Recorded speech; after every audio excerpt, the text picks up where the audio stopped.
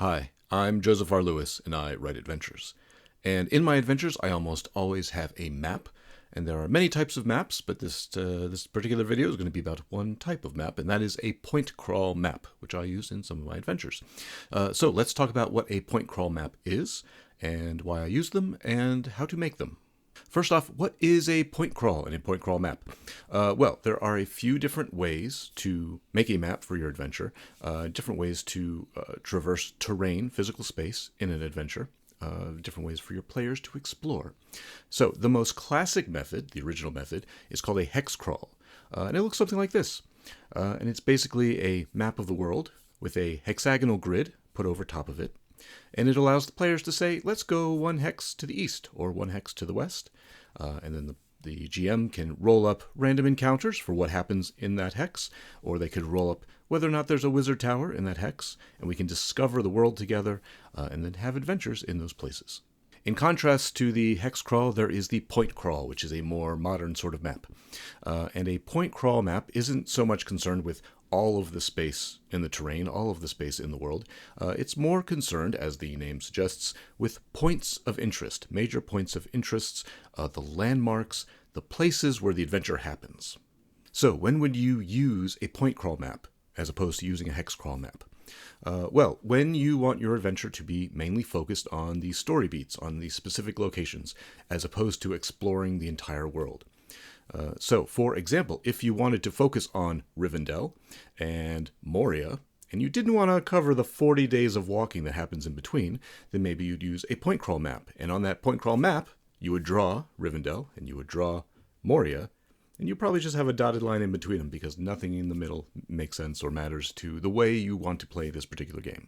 I like point crawl maps for tightly focused adventures such as one-shots, when we only have a few hours of gameplay and I really want to focus on the important story beats and the things that we want to cover to have a satisfactory experience, complete story experience. So I don't want to get bogged down with travel mechanics or encumbrances or lots of extra random encounters or empty hexes where technically nothing happens. I want to use my time efficiently and I want to cover what's in the adventure. So that is a time when I would want to use a point crawl map or have one provided for me for a focused adventure. These are times when I want my players to be presented with a map that shows very clear options of what they can do. So they can see, here's the burning tree, and here's the wizard tower, and here's the obelisk. And they can make an informed choice and say, well, I'm interested in this one thing, so we're going to go there and do that thing.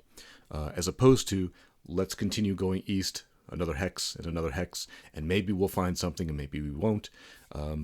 That's great for sandbox play, for a large setting, for an ongoing campaign. But when you have a more focused amount of time, something like a one-shot or a con game perhaps, a point crawl map, a point crawl play might be more suited to the event at hand. Okay, so now that we know what a point crawl map is and what a point crawl adventure is, how do we make one? Well, let's dive in. Step one, we're going to write the adventure. We write the adventure first.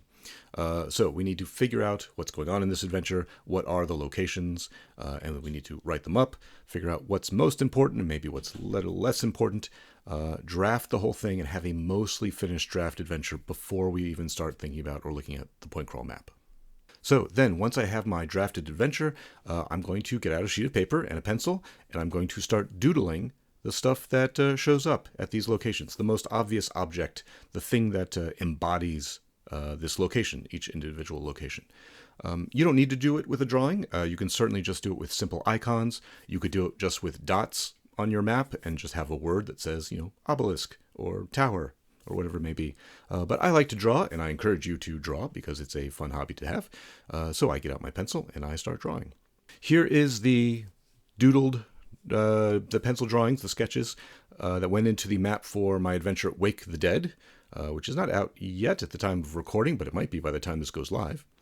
As you can see, it's a little hard to see because it's just a pencil drawing, but I've just drawn some of these major objects. So there is an obelisk, there's a bell tower, there's a couple mausoleums, there's a statue with 3 figures on it. So I just doodle these out in pencil until I'm more or less happy with how they look.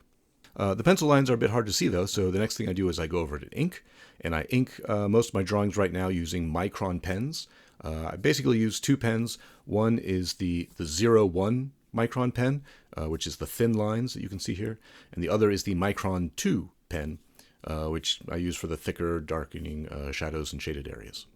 So once I've done my pencil sketch and I've done my inking by hand, then I scan this into my computer, and I have a very old Brother scanner printer thingamajig from 15, 20 years ago that still works okay. So I scan that in my computer, and then I use Affinity Photo to start editing it. There are lots of pieces of software that you could use to edit an image, like Photoshop, or its free equivalent of GIMP. Or you could even use something like Microsoft's PowerPoint, which allows you to move objects around in a space and clip them to different sizes and shapes. So that is an option. Now, one thing to remember if you are creating a printed product at the end of this whole process, your adventure is going to be a printed booklet of some kind. Most of your pages are probably going to be portrait pages, so they are going to be vertical rectangles. And it would be great if your map made good use of that space and filled this vertical rectangle of space. So your map may need to be a vertical rectangle, which means your adventure is probably going to be a vertical rectangle. So this is one of the ways in which a decision at the end of our process to print this as a piece of paper is going to affect a lot of our design choices along the way, because it's going to fit into a vertical rectangle. So that means all of our writing and our design and our layout is also going to end up being some kind of vertical rectangle. Now, generally speaking, we've talked about something like this before. The best adventures and the best maps are not linear. We want to give our players meaningful choices about how they navigate the adventure and decide where to go, in what order, what to skip, what to engage with. On a very small map, on a very small adventure, like I'm doing with these one-shots, it's a little bit tricky to create a lot of meaningful choices because there's only so much content here to engage with. But as you can see, I like this layout that has sort of diamond shapes. It gives the players a couple of times when they get to make meaningful choices, and they do one thing and they miss something else, while still giving enough content to fill up what I think is a solid one-shot of somewhere between probably 3 to 4 hours of play. As your adventures get larger and longer and they have more locations in them, then you can fill up your map with more content. So here, for example, is the Pointcrawl map of the Wasteland that appears in Lovely Jade Necropolis that came out last year. And as you can see, it has about twice as many locations as I use in a one-shot. It has something like 14. So I get more of that spiderweb kind of grid, and our players get more and more choices about where they want to navigate to. And also, very interestingly, when it gets more complex and larger like this, you can have themed areas of your Pointcrawl map. So, for instance, here in Lovely Jade Necropolis, in the Wasteland, the points on the left-hand side tended to have undead themes of what's going on in that location. And on the right-hand side of the map, the theme was Fae. And that, again, is a way to convey information to our players, to say what kind of things are happening in what regions of the map. And when they get to the top and they actually arrive at the necropolis, the gate on the left-hand side, where all the undead events were leading to, is full of undead. And the gate on the right-hand side, when they pass all these Fae events, is full of Fae. So it's a way to communicate information so they, again, can make informed choices along the way and have a better adventure experience. So, going back to Wake the Dead, I've drawn all these locations. I now need to arrange them on my map. And in doing that, basically I have things in the middle that are definitely going to happen, and things on the sides, which are the player choices, that are going to see one or the other, usually. Although they can double back and see both if they want to.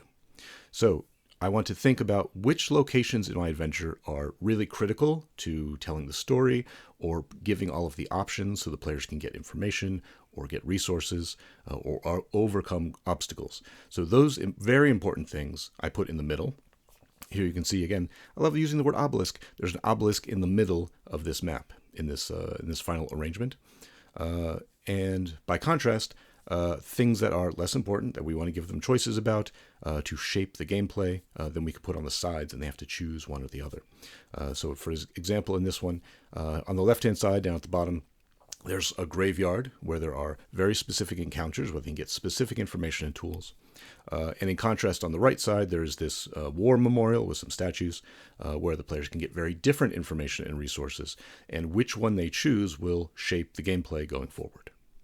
Once you have all of your points arranged in a pattern that you like, in a way that makes sense to you, we can start adding more details. For example, we can add our paths, or my little dotted lines here. If your point crawl is set outside, which it probably will be, they often are, as this one is in a graveyard, there is the possibility that the players will say, well, we know we need to get to the end, so let's just go in a straight line and walk across this graveyard. So that's when our GM needs to say, well, it's very dark, or it's very misty, or it's a very confusing landscape, or the forest is very dense, and we need to follow the paths. And hopefully your players are good players and they understand we're playing a game, and they say, okay, well, we need to make an informed choice here, and we will go along one of these paths. Once you have your paths drawn, we can start adding the extra final details. Usually for me, that's just location numbers, maybe little compass rose up in the corner, and then I'm ready to playtest. Playtesting should reveal whether your map is decent and conveys the information clearly and in a good order, or it will reveal that you've made a horrible mistake somewhere along the way, that somehow the players are bypassing important content, or the game is too long, or it's very short. All things that I've done to myself and have had to rectify and change. Things that are covered in some of the dev notes that I provided on my Patreon, if you want to go check those things out. But again, playtesting is very important to find out whether your map makes sense and whether it works well for your goals for your adventure. Is it the right length? Are people seeing the content that you want to see? I want to note that you can also absolutely use a map like this when you're playing on a VTT. I certainly have. You can cover the whole map up at the beginning of the game with your fog of war, and then just reveal the next one or two locations and allow your players to say, oh, I can see these two things in the distance, and make an informed decision about which one they want to go visit next. So just to wrap things up, again, I think point crawl maps are great for adventures that are short and very focused. They allow us to focus our gameplay on very important plot locations or plot points. They're very easy to create using a lot of our modern tools. They can be light on content and still be very effective at the table, as long as they're making it clear to the players what their options are, what the information is that they would reasonably have if they were actually the adventurers out in our adventure space. And that's everything for this week, so good luck out there. Hey everyone, if you like this content and you want to see more, or if you just want to support the channel, you can head over to my Patreon, where I have a whole bunch of stuff being queued up. We have dev notes for my adventures, we have my fantasy novels, we have early access to videos, and a whole bunch of other stuff. So please go check out my Patreon at patreon.com/josephrlewis. Thanks.